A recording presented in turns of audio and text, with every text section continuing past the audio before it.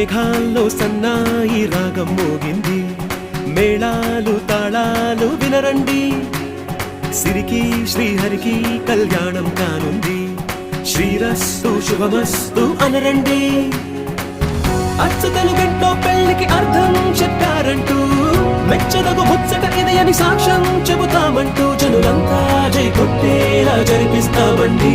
అందాల కుందనపు బొమ్మవని జత చేరుతున్న